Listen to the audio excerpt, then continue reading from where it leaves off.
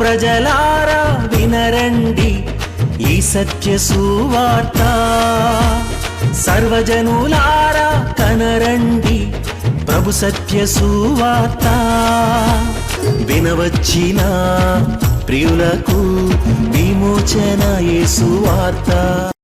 ప్రియ స్నేహితులారా, మీ కొరకు ఒక శుభవార్త. 2018వ సంవత్సరం జూన్ నెల 4వ తేదీ మొదలుకొని 9వ తేదీ వరకు ప్రతిరోజు ఉదయం 9 గంటల నుంచి సాయంత్రం 4 గంటల వరకు సామర్లకోట ఆంధ్ర బాప్టిస్ట్ చర్చిలో, అనగా నేనుంటున్నటువంటి ఒక స్థలంలో ప్రత్యేకమైన ప్రవచన తరగతులకు మిమ్మల్ని ఆహ్వానం తెలియజేస్తూ ఉన్నా. వివిధమైన అంశములతో బైబిల్ అధ్యయనం చేయడానికి గాను 6 రోజుల పాటు జరిగే ఈ అద్భుతమైన తరగతులకు మిమ్మల్ని ఆహ్వానం తెలియజేస్తున్నా. యువతి యువకులే కానీ, పెద్దవారే కానీ, సేవాశక్తి కలిగినటువంటి స్త్రీ పురుషులే కానీ కనీస వసతి అనేటువంటిది మేము ఏర్పాటు చేస్తున్నాం. అలాగనే భోజనం కూడా ఏర్పాటు చేస్తూ ఉన్నాం. అయితే ఒకటి గమనించండి, 500 రూపాయలు రిజిస్ట్రేషన్ ఫీజు పెడుతున్నాం. ఎందుకనంటే మేము బోధించేటువంటి ఒక బోధనాంశాలు అంత తేలిక కాకుండా ఉండాలనే ఉద్దేశంతో కనీస రిజిస్ట్రేషన్ ఫీజు 500 రూపాయలు ఫీజు కట్టినటువంటి వారికి ఈ తరగతులలో ప్రవేశం అనేటువంటిది పెడుతూ ఉన్నాం. గుర్తుంచుకోనండి, జూన్ 4వ తేదీ మొదలుకొని 9వ తేదీ వరకు ఉదయం 9 గంటల నుంచి సాయంత్రం 4 గంటల వరకు వివిధమైన తరగతులుగా అనేక మంది అద్భుతమైనటువంటి అనుభవజ్ఞులైన దైవజనుల చేత బైబిల్ అధ్యయన తరగతులుగా, ప్రవచన తరగతులకు మిమ్మల్ని ప్రేమతో నేను ఆహ్వానం తెలియజేస్తున్నాను. వివరాలకి మమ్మల్ని సంప్రదించవలసిన మా ఫోన్ నెంబర్ 888855276662. ప్రభు అయిన యేసుక్రీస్తు వారి యొక్క నామంలో మిమ్మల్ని అందరినీ ప్రేమతో ఈ సత్య సువార్తనే ఈ కార్యక్రమానికి ఆహ్వానాన్ని తెలియజేస్తున్నాను. దేవుని చేత ఆశీర్వదించబడిన వాళ్ళారా, మీరు ఆశీర్వదించబడి ఉన్నారు. డోంట్ వర్రీ, ఏది సిజర్ అయిపోయింది అని ఆలోచన చేయకండి. నేను ఫెయిల్ అయిపోయాను, లేక నా జీవితంలో ఏమీ లేకుండా అయిపోయింది, అందరూ నన్ను విడిచిపెట్టేశారు, ఎవరు నన్ను పట్టించుకున్న వారు లేరు, అసలు నా బ్రతికేంటి, నా జీవితం ఏంటి, ఎందుకు నేను బ్రతుకుతున్నా, ఎవరి కోసం నేను బ్రతుకుతున్నా, ఇలాంటి ఆలోచనలు పెట్టుకొని ఊరికే కంగారు పడకండి. నేను చెప్పినటువంటి ఒక ప్రకారంగా మిమ్మల్ని ఆశీర్వదించడానికి దేవుడు ఏర్పాట్లు చేసి ఉన్నాడు. మీరు ఆశీర్వదించబడిన ప్రజలు, మీరు ఇతరులకు ఆశీర్వాద కారణంగా ఉండబోతూ ఉన్నారు. తెలుసా మీకు ఆ విషయం? Not only just you are being blessed. మీరు దీవించబడడం మాత్రమే కాదు నేను చెప్తుంది. నేను నేర్పిస్తున్న విషయం ఏంటంటే, మీరు దీవించబడి మీరు ఇతరులకు దీవెనకరంగా మీరు ఉండబోతున్నారు. నా జీవితంలో నన్ను అలా చేశాడు నా దేవుడు, నన్ను ఆశీర్వదించినాడు నా దేవుడు, నన్ను అనేక మందికి దీవెనకరంగా ఉంచినాడు. నేను ఎప్పుడు అనుకునేవాడిని, పొట్టివాడినైనా నేను ఏ పాటివాడిని అని నేను అనుకునేవాడిని. నేను ఎప్పుడు అనుకున్నాను, ఒక సామాన్యుడిని, ఒక చిన్నవాడిని, ఏదో సామర్లకోటలో ఆంధ్ర బాప్టిస్ట్ చర్చిలో పాస్టర్ గారుగా పనిచేసుకుంటున్నాను, నేను ఏ పాటివాడిని అనేటువంటిది నా అభిప్రాయం. ఎవరైనా నన్ను గురించి ఏదైనా మాట్లాడినప్పుడు కూడా నాలో నాకు సెజర్ చేసుకుంటూ, నాలో ఒక గాలి పొడిచినట్టుగా, ఒక ముళ్ళు పుచ్చుకున్నట్టుగా పొడుచుకొని గుచ్చుకొని గాలి తీసేసుకున్నట్టుగా నేను అనుకుంటూ, నేను ఎప్పుడేమనుకున్నానంటే, ఏముంది నా గురించి వీళ్ళు ఎలా ఫీల్ అయిపోతూ ఉంటారు, ఏదో నేను కనబడేసరికల్లా వీళ్ళు ఎలా మాట్లాడుతూ ఉంటారు, ఏముందబ్బా నా గొప్పతనం అనేటువంటి రీతిగానే నేను అనుకుంటాను. నిజంగా కూడా నా గొప్పతనం ఏమీ లేదు. I'm nothing as per me.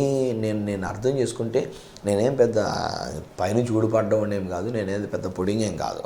Nothing నా జీవితం అనేటువంటిది. కానీ ఈరోజుని నాలో యేసు వండినందు చేత, నా మీద దేవుని పరిశుద్ధాత్ముడు వండినందు చేత, ఆ దేవుడు నన్ను పిలిచి ఉన్నాడు గనక, ఆయన పిలుపునకు నేను లోబడి ఉన్నాను గనక, నా దేవుడు నన్ను సంథింగ్గా చేశాడు. నన్ను ఏమీ కానీ నథింగ్ అనుకున్న నన్ను he made me a something. ఆయన నన్ను ఏదో ఒక చిన్నవాడిగా, ఒక దీవెనకరంగా దేవుడు నన్ను చేసినాడు. ఏమీ పనికిరాని నన్నే దీవెనకరంగా చేసి, నన్ను ఎలాగో నా టీవీలో కూడా మీ ముందుకు తీసుకొని వచ్చి, మీ ఇంట్లోకి తీసుకొని వచ్చి నన్ను ఒక దీవెనకరంగా వాడుకున్నప్పుడే మిమ్మల్ని వాడుకోడా దేవుడు? మీ గురించే మాట్లాడుతున్నాను బ్రదర్ గారు, అమ్మా సిస్టర్, మీ గురించే నేను మాట్లాడుతూ ఉన్నాను. మీరు అనుకుంటున్నారు, ఓ పెద్ద ఫీల్ అయిపోతున్నారు, నేనేమీ గాను, అన్నీ ఓడిపోయింది, నా జీవితం అంతా ఓడిపోయింది, నా బ్రతుకంతా పాడైపోయింది. బహుశా ఒక సిస్టర్ అనుకున్నారు కదా, నా భర్త నన్ను విడిచిపెట్టేశారు, నా బతికే ఉంది అని మీరు అనుకున్నారు కదా. బహుశా భర్త ఒకవేళ చనిపోయినందు చేత ఇంకా నా బతికే ఉంది అని మీరు అనుకుంటున్నారు కదా. ఒకవేళ ఒక పిల్లలైనటువంటి వాళ్ళు కూడా, మా తండ్రి చనిపోయారు, లేకపోతే మా తండ్రి లేరు, మాకు మా బ్రతికే ఉంది అని ఒక ఆడపిల్ల ఎట్లాగా అనుకుంటుంది.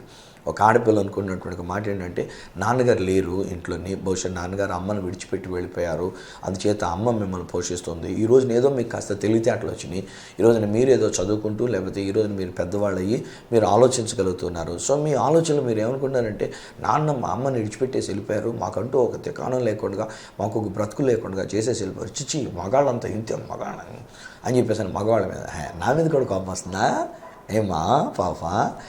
మగాళ్ళు అనేసరికల్లా మగవాళ్ళందరి మీద వచ్చిన కోపంలాగా నా మీద కూడా కోపం తెచ్చుకున్నావు కదా, మగాళ్ళందరి మీద కోపం వచ్చినట్టు. కానీ ఈ రోజుని నా దేవుడు నిన్ను ప్రేమిస్తున్నాడు రా అమ్మ. పాప నీ గురించి నేను మాట్లాడుతున్నా. ఏ కుమార్తె అయితే ఇలాగ నలిగిపోతూ అమ్మను విడిచిపెట్టి వెళ్ళినందు చేత తండ్రి మీద కోపం తెచ్చుకొని, మగవాళ్ళందరి మీద కోపం కసి ఒకలాంటి రోషం తెచ్చుకొని ఇలాగ ముక్కు ఒకలా పెట్టేశాను, కోపం పెట్టేసుకుని, వద్దు బంగారం, యేసయ్య నిన్ను ప్రేమిస్తున్నాడు, నా దేవుడు నిన్ను ప్రేమిస్తున్నాడు. God has a plan for you. దేవుడు నీ గురించి ఒక ప్రణాళిక కలిగి ఉన్నాడు. దేవుడు నిన్ను ఆశీర్వదించడానికే దేవుడు నిన్ను పిలుస్తున్నాడు. ఈరోజుని ఈ సత్య సువార్త అనే కార్యక్రమం ద్వారా ఆనాడు అబ్రహామును పిలిచినటువంటి దేవుడు నిన్ను పిలుస్తూ ఉన్నాడు. ఆయన నీ కొరకు కూడా ఆయన ఒక ప్రణాళిక కలిగి ఉన్నాడు. ఏం జరిగింది అబ్రహాం గారి యొక్క జీవితంలో? యాక్చువల్లీ జరిగిన విషయం ఏంటంటే, అబ్రహాం యొక్క భార్యను గురించి బైబిల్ గ్రంథం వ్రాయబడినటువంటి ఒక మాట ఏంటంటే, శారా అనేటువంటి ఒక భార్య గుడ్రాలుగా ఉందట. చాలా కాలం పిల్లల్ని కనలే. ఈలోగా శారమ్మ గారే కాస్త తొందరపడి, ఏమండి నాకు కొడుకుని కనడానికి నా దాసి ఉంది కదా, ఈ దాసి యొక్క గర్భంలో నుంచి నాకు ఒక కొడుకుని కనిపెట్టండి అని చెప్పేసానంటే, పాపం భార్య మాటకి ఆలకించి ఆ దాసి అయినటువంటి హాగరు ద్వారా ఒక కుమారుడు పుట్టి ఉన్నాడు. ఆ తర్వాత దేవుడు శారమ్మను దర్శించి శారమ్మ గారి ద్వారా ఒక కుమారుడిని ఇచ్చి ఉన్నాడు. అఫ్కోర్స్ దేవుని యొక్క ప్రణాళిక కూడా ఉందిలేండి. నేను అంటూ ఉన్నాను కదా, దేవుని యొక్క అనుమతి లేకుండా మనకి ఏది జరగదు. ఈరోజున ఒకవేళ మనకి ఏదైనా కత్తిరించబడింది అని అంటే, ఈరోజున ఏదైనా ఒక విషయం మనకి జరిగింది అని అంటే, ఈవెన్ ఒక్కొక్కసారి ఒక పొరపాటు జరిగినా, నేనేమంటానంటే దేవుని యొక్క తెలియకుండా, అంటే ఇది పొరపాటు జరుగుతుంది, వీడు పొరపాటు చేస్తున్నాడు అని తెలియందేమీ కాదు. ఎందుకంటే దేవుడు సర్వజ్ఞాని, ఆయన సమస్తము ఎరిగినటువంటి ఒక దేవుడు. బట్ దేవుడు ఆ పొరపాటును కూడా మరలా తిరిగి మలచి ఒక మంచి మార్గముగా చేయగలిగినటువంటి దేవుడు నా దేవుడు. మానవ మాత్రులు అండి, నేను మాత్రం ఏమన్నా మామూలు అనుకుంటున్నారా? తప్పులు చేయలేదు అనుకుంటున్నారా? రక్షింపబడిన తర్వాత బహుశా ఎన్నెన్నో తలంపుల్లో తప్పులు చేస్తుంటాను, మాటల్లో తప్పులు చేస్తుంటాను, చూపుల్లో తప్పుడు చూపులు చూస్తుంటాను. ఎన్నెన్నో విషయాలు నాకు గుర్తు పెట్టుకోలేనంతగా ఇన్ని సంవత్సరాలు, 42 సంవత్సరాలు ప్రభు నన్ను రక్షించిన తర్వాత ఎన్నెన్నో విషయాలు జరిగి ఉండుంటాయి, జరిగినాయి అని అనాలి. అయితే నా దేవుడు అలాంటి పొరపాట్లలో నుంచి కూడా దేవుడు నన్ను మళ్ళా మరిచి ఒక రాజ్య మార్గంలోను కన్నట్టుగా వాటిని తీసుకుని వచ్చి, నా దేవుడు నాకు ఒక పాఠం తెలియజేస్తూ, తన కృపను కనబరుస్తూ, తన ప్రేమను తెలియజేస్తూ, నన్ను క్షమించి నన్ను అలాగున కాపాడి మరలా ఒక మార్గంలో దేవుడు పెడుతూ వచ్చాడు. అదండి బాబు, హ్యాట్స్ ఆఫ్ టు గాడ్. ఆ దేవునికి మనం ఎన్నైనా కృతజ్ఞతలు చెల్లించుకోవాలి. ఈరోజు నేను మీకు కూడా చెప్తున్నా, నువ్వు కూడా తప్పు చేసావు కదమ్మా బాబు, మీరు కూడా తప్పు చేశారు కాదు, పొరపాటు ఏదో జరిగింది కాదు. ఈరోజు నేను ఆ పొరపాటుని ఆలోచించుకుంటూ అయిపోయింది ఇంకేముంది, నా బతుక అయిపోయింది, ఇంకేముంది అయిపోయింది, దేవుడు పిలిచిన పిలువంతా పోయింది, నా జీవితంలో అబ్రహాం యొక్క ప్రణాళికలు అన్నీ పోయినాయి, నా జీవితంలో ఆశీర్వాదాలు అన్నీ పోయినాయి, అయిపోయింది, నా బ్రతుకు నాశనం అయిపోయింది, బతుకంతా నాశనం అయిపోయింది. పలకొద్దు. నిజమే, బ్రతుకు నాశనం కావాల్సినటువంటి బ్రతికే మన యొక్క బ్రతుకు. నిజాన్ని చెప్పాలంటే అట్టడుకు పోవాల్సినటువంటి బ్రతికే మన యొక్క జీవితం. కానీ దేవుడు మనల్ని ప్రేమించి ఆయన ప్రణాళిక చేస్తూ ఉంటాడు. ఆ హాగర్ అనేటువంటి ఆమె వలన పుట్టినటువంటి ఇష్మాయేలు, ఈరోజు దేవుడు అబ్రహాంతో మాట్లాడుతుంటాడు, నీ సంతానాన్ని నేను ఆశీర్వదిస్తాను, నీకు పుట్టిన బిడ్డలను ఆశీర్వదిస్తాను అన్నాడు. ఈవెన్ హాగర్ వల్ల పుట్టినటువంటి ఇష్మాయేల్ సంతానమేనండి. ఈ రోజున మన ప్రపంచ దేశాల్లో ఉన్నటువంటి అరబీలు అయినటువంటి వాళ్ళందరినీ కూడా ఇష్మాయేలు సంతానం అంటారు. అందుకని వాళ్ళు అబ్రహాం యొక్క కుమారుడైనటువంటి ఇష్మాయేలే అసలైనటువంటి కుమారుడు, మేము ఆ ఇష్మాయేలు సంతానము అనేటువంటి రీతిగా చెప్పి ఇస్మాయేలు అనేటువంటి రీతిగా వాళ్ళు పెట్టుకునేటువంటి ఒక పేర్లు, వాళ్ళు కలిగినటువంటి ఒక విషయాలు. సో ఈ రోజున మనం ఆలోచన చేసినట్లయితే ప్రేక్షకులారా, దేవుడు ఎంత గొప్ప దేవుడు అని అంటే, అబ్రాము పొరపాటు చేసిన, అఫ్కోర్స్ పొరపాటు అంటే బుద్ధిపూర్వకంగా చేయలే, తప్పుడు పని చేయాలని చేయలే, తన భార్య నిడిచిపెట్టి ఇంకొక ఆవిడతో కొడుకులు కనేయాలి అనేటువంటి ఒక కోరిక, కామము కలిగినటువంటి వాడికి వెళ్ళాలి. తను భార్య చెప్పింది, నేను చూడబోతే గుడ్రాలుగా ఉన్నా, సో వెళ్ళి నాకు కొడుకుని కనిపెట్టండి అంటే. ఇప్పుడు ఈ మధ్య ఇప్పుడు ఉన్నటువంటి ఒక టెక్నాలజీలో కూడా ఏదో అంటున్నా, నాకు అంత క్లియర్గా తెలియదులేండి సైన్స్ టెక్నాలజీ, కానీ ఎవరో ఒకరి యొక్క గర్భాన్ని అద్దెకు తీసుకున్నట్టుగా అన్నట్టుగా వాళ్ళలోనికి మన యొక్క బీజమును పంపించి, వాళ్ళ కడుపులోనికి బీజం పంపించి, కామము లేక ఈ యొక్క సెక్స్ అనేటువంటి అలాంటిది కాకుండా వాళ్ళు అక్కడ బీజము ఆ సీడ్ అనేటువంటిది వాళ్ళ గరుపులోని పంపించి వాళ్ళ కడుపులో ఆ బిడ్డ పెరిగి ఆ తర్వాత జన్మనివ్వడానికి వీలైనటువంటి రీతిగా ఒక ప్రక్రియ ఏదో జరుగుతున్నటువంటి ఒక విషయాలు సైన్స్ ప్రకారం. నాకంటే బహుశా మీకే ఆ విషయాలు బాగా, ఎందుకంటే నేను ఎంతసేపు నా బైబిల్ చదువుకుంటాను తప్ప ఈ సైన్స్ ప్రకారమైనటువంటి విషయాలు వీటిని అంతగా నాకు తెలియదు కనుక నేను ఒప్పుకుంటున్నాను, నాకు తెలియదునటువంటి విషయం. బట్ తెలిసిన కొంతలో ఏంటంటే ఆ టైప్ అనేటువంటిది. సో అది పాపం కాదు, అది సెక్స్ చేసుకున్నటువంటి పాపం కాదు. ఇంకొక ఆడ మనిషి దగ్గరికి వెళ్ళి సెక్స్ చేసి తర్వాత పిల్లోనికి అయినటువంటిదిగా కాకుండా బీజం ఆ సీడ్ అనేటువంటిది వాళ్ళ కడుపులోనికి చొచ్చింపజేసి అక్కడ ఫలదీకరణం చేపించి గర్భంలో ఆ పిండం ఏర్పడేటట్టు చేసి వాళ్ళ ద్వారా వీళ్ళ యొక్క కుమారుడే, వీళ్ళ యొక్క ఆ బీజంతో కూడినటువంటి డిఎన్ఏతో కూడినటువంటి ఒక కుమారుడే లేక కుమార్తె పుట్టేటట్లుగా చేస్తున్నటువంటి ప్రకారం ఆ రోజుల్లో తన భార్య చెప్పింది. సో ఆ అమాయకుడు అబ్రాం గారు ఆలకించినాడు, ఆ హాగరు వలన ఒక కుమారుడు కని ఉన్నాడు. బట్ దేవుడు ఎంత నమ్మకమైన దేవుడు అంటే ఈవెన్ వాళ్ళను కూడా దేవుడు బహుగా ఆయన ఆశీర్వదించినాడు. ఈ రోజుని బయట దేశాలు మనం వెళ్తే, గల్ఫ్ దేశాలకు వెళ్తే వాళ్ళకు ఉన్నటువంటి ఒక ఆయిల్ వల్ల కానివ్వండి, లేక వాళ్ళకు ఉన్నటువంటి టెక్నాలజీ వల్ల కానివ్వండి, ఈ రోజునే గల్ఫ్ దేశాలు ఎంత రిచెస్ట్ దేశాలుగా వాళ్ళు కూడా ఆశీర్వదించబడినటువంటి ప్రజలు, దేవుడు వాళ్ళని కూడా దీవిస్తూనే ఉండినాడు. బట్ ఆఫ్ కోర్స్ ఇక్కడ శారమ్మ గారిని ఇప్పుడు దేవుడు దర్శించి శారమ్మ గారి ద్వారా ఒక కుమారుడిని వృద్ధాప్యంలో దేవుడు ఇచ్చినాడు. ఇక్కడ కూడా ఒక చిన్న మాట చెప్తాను, ఆలకించండి. అక్కడ దేవుడు మాట్లాడుతూ ఒకానొక సమయంలో ఈ అబ్రామ్ గారి దగ్గరికి వచ్చి మాట్లాడుతుంటాడు కదా, అబ్రామా డోంట్ వర్రీ, మీదిటికి అనగా ఒక సంవత్సరానికి మరలా నేను వస్తాను, అప్పుడు నీ భార్య కౌగిట్లో ఒక కుమారుడు ఉంటాడంటే ఊరుకోండి మరిను ఈ వృద్ధాప్యంలో మీరు అలా చెప్తున్నారు అని చెప్పేసి అయినటువంటి రీతిగా ఒక మాట అంటాడు. ఈవెన్ శారమ్మ అప్పటికి 90 సంవత్సరాల వయసు వచ్చినటువంటి ఆమె బైబిల్ గ్రంథంలో క్రొత్త నిబంధనలోకి వచ్చేసరికి వ్రాయబడిన మాటలు ఏంటంటే ఆమె యొక్క శక్తి కూడా ఉడిగిపోయినటువంటి రీతిగా, అంటే మనకు ఇప్పుడు ఉన్నటువంటి ప్రకారం ఏమంటారంటే మెనోఫాజ్ అంటారు. మెనోఫాజ్ అంటే సాధారణంగా స్త్రీలకి బహిష్ట అయ్యేటువంటి ఒక కాలం ఉంటుంది. కొంతకాలం దాటిన తర్వాత వయసు కొంత పెరిగిన తర్వాత ఆ యొక్క బహిష్ట అయ్యేటువంటి విషయం ఆగిపోద్ది. అనగా ఆ యొక్క రక్తము కారడం లేకపోతే నెల జరిగేటువంటి ఒక ఋతుక్రమం అది ఆగిపోద్ది. అది ఆగిపోతే బిడ్డలను కనేటువంటి స్తోమతిక లేనట్టు లెక్క అనమాట. అంటే వాళ్ళ వయసు ఉడిగిపోయిందని లెక్క అనమాట. ఆ తర్వాత అది ఆగిపోయిన తర్వాత అనగా నెల జరిగేటువంటి ఒక ఋతుక్రమం జరగకపోతే బిడ్డ గర్భంలో ఏర్పడడం అసాధ్యం. సో ఇప్పుడు శారమ్మ గారికి అట్లా జరిగింది, మెనోఫాజ్ అయిపోయింది అనమాట. ఇక ఋతుక్రమం కూడా ఆగిపోయింది, 90 సంవత్సరాల వయసు వచ్చింది. సో ఇప్పుడు దేవుడు మాట్లాడుతూ ఉంటాడు కదా, ఇదిగో నీకు ఒక కుమారుడు పుడతాడు, మీదటికి కాలంలో నేను వచ్చేసరికి నీ కౌగిట్లో ఒక కుమారుడు ఉంటాడు అనేటువంటి రీతిగా ఆ మాట చెప్తే శారమ్మ గారు నవ్వుతుంది. అప్పుడు దేవుడు అంటాడు, ఏ శారా నువ్వు నవ్వనేలా? నేను నవ్వలేదనేనా? నువ్వు నవ్వావు నాకు తెలుసులే, కానీ ఈ వృద్ధాప్యంలో నీకు ఒక కుమారుడు కలుగుతాడు అని చెప్పినాడు. స్నేహితులారా, ఇక్కడ ఒక మాట చెప్పడా మీతోటి, ఒకవేళ ఒక్కొక్కసారి దేవుని యొక్క కార్యాలు ఇంకెక్కడ జరుగుతాయి అని మనం అనేసుకుంటాం. అయిపోయిందండి, ఇంకా నా జీవితం అయిపోయిందండి, నా బ్రతిక అయిపోయిందండి, ఇంకా నాకు ఇది జరగదండి అని ఒకవేళ మీరు అనుకుంటూ ఉన్నారు. ఒకవేళ మనకున్న సమస్య ఇది తీరదండి అని అనుకుంటూ ఉంటాం. ఒకవేళ మనకున్నటువంటి ఒక కోర్ట్ కేసు ఇది ఇంత బిగుసిపోయింది కనుక ఇక దాని నుంచి బయటకు రాలేమండి అని అనుకుంటాం. ఇక మనకు వయసు దాటిపోయింది. కొంతమంది బిడ్డలు నాకు ఫోన్ చేస్తూ ఉన్నప్పుడు వాళ్ళు అంటూ ఉంటారు, అయ్యా ఇదే మా లాస్ట్ చాయిస్ అండి, ఇక ఇది దాటితే సంవత్సరం దాటితే ఇక నాకు ఉద్యోగం వచ్చే అవకాశం లేదండి, ఇంక ఇదే నా వయసు ఎంత వచ్చేసిందండి, నాకు ఉద్యోగం లేకుండా అయిపోయిందండి, ప్లీజ్ అండి నా కోసం ప్రార్థన చేయండి, ఇదే నాకున్న ఆధారం అండి అని చెప్పేసి అని ఎంతో కన్నీడుతో చెప్తూ ఉంటారు. నేనంటే ప్రార్థన చేయడానికి మేము ఉన్నాం, కానీ నా దేవునికి అసాధ్యమైనది ఏదీ లేదు కదా, దేవుడు ఏదో ఒకటి ఆయన చేయగలడు. అయితే ఒకటి మన భారతదేశంలో కూడా నేను ఖండించి నేను తెలియజెప్పే మాట ఏమంటానంటే, ఎంతసేపు మన వాళ్ళందరూ జాబ్ రావాల్సి వస్తే గవర్నమెంట్ జాబే రావాలని కనిపెట్టుకుంటారు. మనకు కలిగినటువంటి పని ఏదైనా మనం చేసుకోవచ్చు కదా, మనం చేయగలిగినటువంటి పని ఏదైనా ఉంటే మనం చేసుకోవచ్చు కదా. So don't expect for government job alone. ఈరోజు గవర్నమెంట్ మాత్రం ఎన్ని జాబ్లన్నీ క్రియేట్ చేస్తుందండి, ఉన్నంత మటుకు అప్పటికే ఆ జాబ్స్లో పెట్టడమే కష్టమవుతుంది. ఉన్నటువంటి గవర్నమెంట్ రెవెన్యూయే చాలా కష్టంగా ఉంటుంది. వాళ్ళకి రావాల్సినటువంటి రాబడినటువంటిది ఎవరూ పన్ను కట్టడానికి ఎగ్గొట్టడమే తప్ప పనులు కట్టినటువంటి వాళ్ళు లేరు. ఇప్పుడు జిఎస్టీ పెడితే దాన్ని పట్టుకొని మనం తిట్టుకుంటూనే కూర్చున్నాము. సో ఇప్పుడు గవర్నమెంట్ మాత్రం ఎక్కడి నుంచి వస్తుంది? చదువుకున్న మన పిల్లకాయలేమో 10కి 10, మన 10th క్లాసులో మొన్న మధ్యలో రిజల్ట్స్ ఏంటంటే అందరూ 10 పాయింట్స్కి 10 పాయింట్స్ వచ్చిందని చెప్పేసి అని అంతంత మార్కులతో పాస్ అవుతున్నారు. కార్పొరేట్ స్కూల్స్లో రుద్ది మొత్తం ప్రతి ప్రశ్నకి జవాబు రాసి 100కి 100 మార్కులు తెచ్చుకునేటువంటి రీతిగా ఇంతలాగా వాళ్ళని రుద్దేస్తున్నారు. అందరూ ఇంజనీరింగ్ కోర్సులు ముగించేస్తున్నారు, డాక్టర్ కోర్సులు ముగించేస్తున్నారు, పెద్ద కోర్సులు ముగించేస్తున్నారు. అందరూ సాఫ్ట్వేర్ లేకపోతే ఇంకా ఎంతమందికైనా ఉద్యోగాలు మాత్రం గవర్నమెంట్ ఇవ్వగలుగుతుంది. సో నేనైతే ఏమంటానంటే, స్టార్ట్ వాట్ యూ క్యాన్. ఏమి చేయగలరు దాంతో మొదలు పెట్టండి. దానికి వయసుతో నిమిత్తం ఏముంది? ఇప్పుడు గవర్నమెంట్ జాబ్ రావాలంటే అయ్యా నాకు వయసు దాటిపోతుందండి, గవర్నమెంట్ జాబ్ అండి రాగలదు.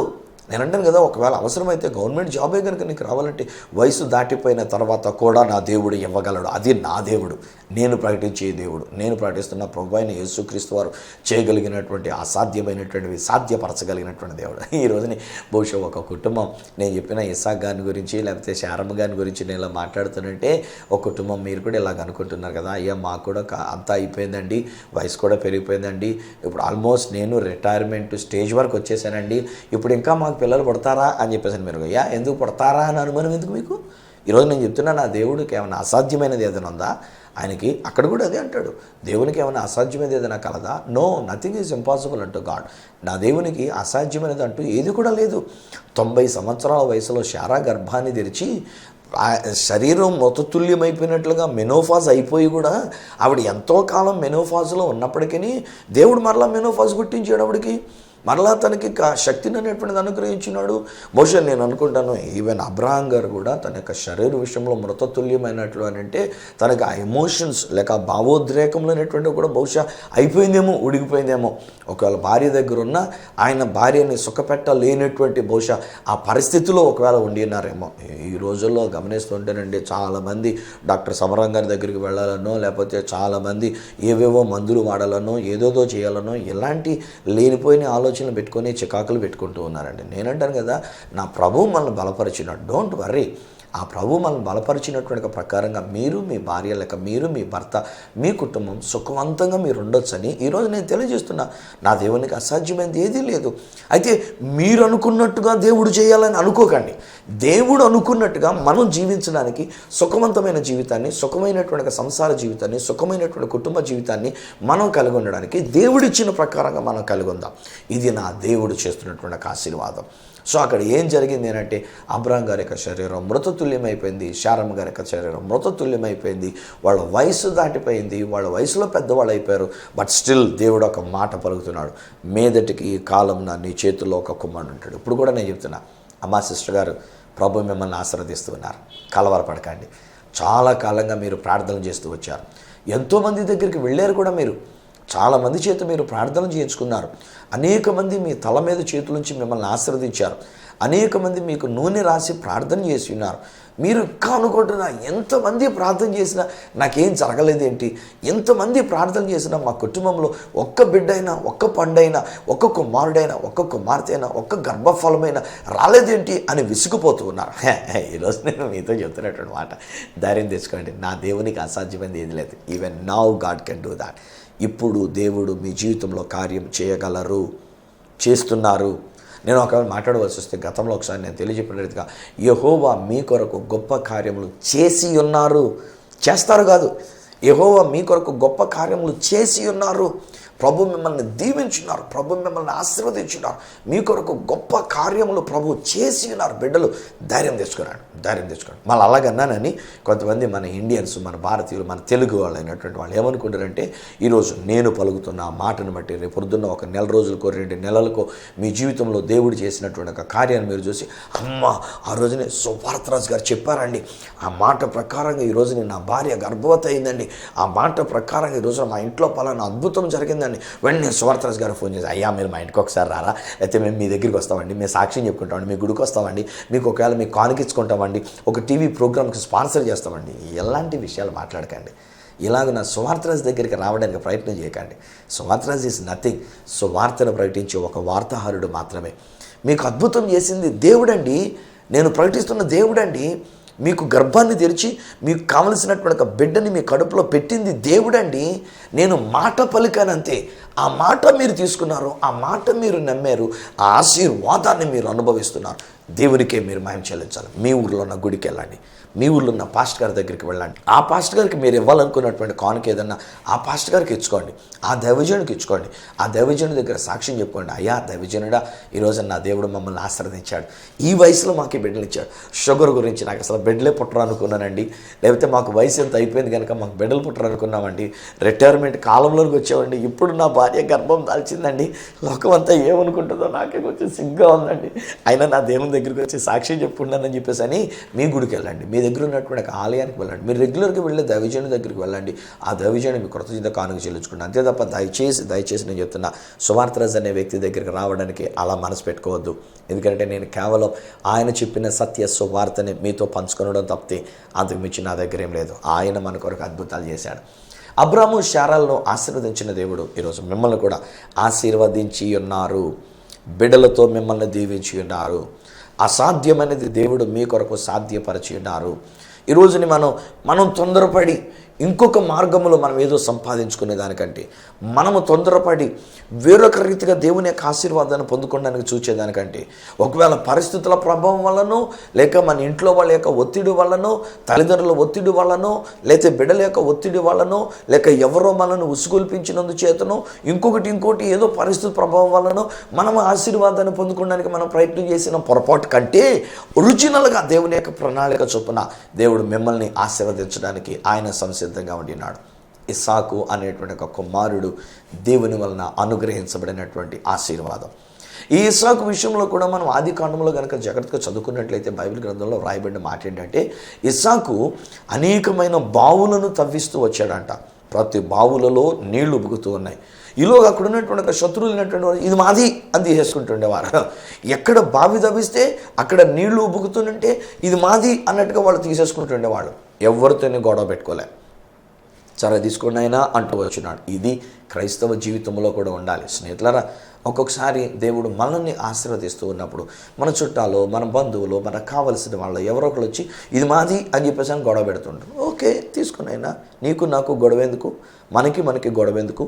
ఈ రోజుల్లో ఇలాంటి గొడవల గురించి కదా తలకాయలు నరికేసుకుంటున్నారు, ఒకళ్ళు చంపేసుకుంటున్నారు, కోర్టు కేసులో పెట్టుకొని భయంకరమైనటువంటి పరిస్థితులు తెచ్చుకుంటున్నారు.